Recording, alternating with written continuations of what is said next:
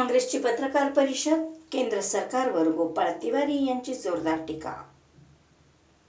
काँग्रेस पक्षाचे निरीक्षक आणि प्रवक्ते गोपाळ तिवारी यांच्या उपस्थितीत काँग्रेस कमिटी कार्यालयात पत्रकार परिषद पार पडली। यावेळी त्यांनी पक्षाच्या कामकाजाचा आढावा घेत केंद्र सरकारच्या धोरणांवर तीव्र शब्दात टीका केली। तिवारी यांनी सांगितले की काँग्रेस पक्ष जनतेच्या प्रश्नांवर सातत्याने काम करत असून संघटन मजबूत करण्यासाठी विविध पातळ्यांवर प्रयत्न सुरू आहेत।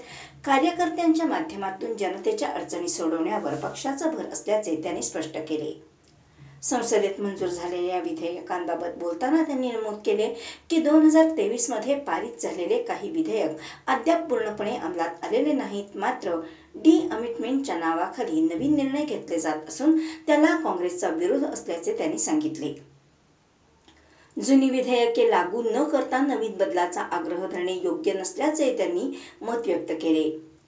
भारतीय जनता पक्षावर टीका करताना तिवारी म्हणाले की भाजपचा पूर्वीचा सर्वसमावेशक चेहरा बदलला असून तो आता जातीय आणि धार्मिक राजकारणाकडे वळला आहे।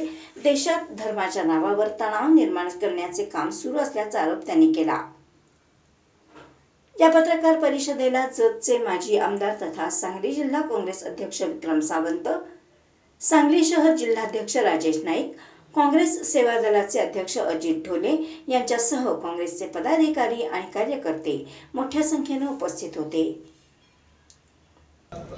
याच्यापेक्षा जास्त नाही, वास्तवतेपेक्षा हे भ्रम पसरवण्यात हे त्या ठिकाणी यांचे प्रयत्न आहे ते काँग्रेस कार्यकर्ते उधळून लावतील। आणि हे महिला विधेयक आरक्षण जे बिल आहे ते या 2029च्या पूर्वी त्याचं नोटिफिकेशन पण त्याची तात्काळ अंमलबजावणी व्हावी।